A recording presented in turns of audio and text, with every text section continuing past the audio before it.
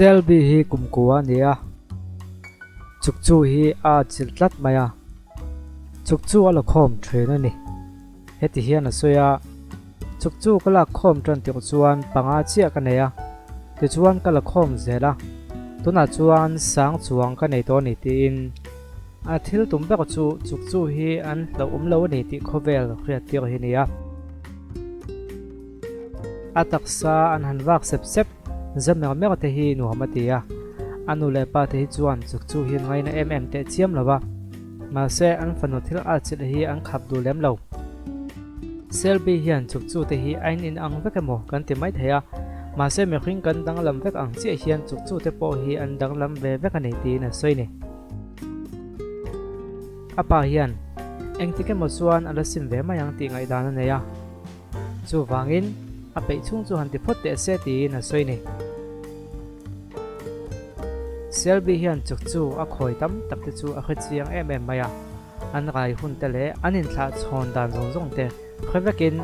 tuna kan mu mek po hi a gai mek ani ti na soi ni chukchu then khat te hian thom ri su su an siam ve theya chu an kham ve dan ani chu tianga thom an siam suan beng chenga ti ve thin thu Selby hian a soya ni tin hian chukchu chanchin inziana bu chega aziro chianga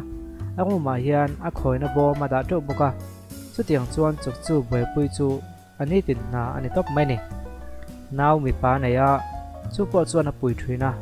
anguma le anaruma te tin an gara cha te po chukchu khoina bom hi an dan wala chukchu hian mun thim an ngai na da wangin arti ko hian a chin mai zera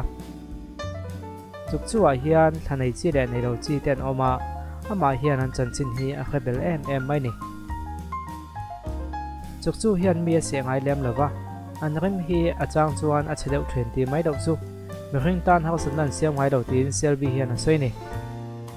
tin a chukchu khoi te hi an lo the palani poin an thlan a phum ma tung hun a nei thap ba chuta chuan a chukchu khoi the piang chu a phum thap thrin ani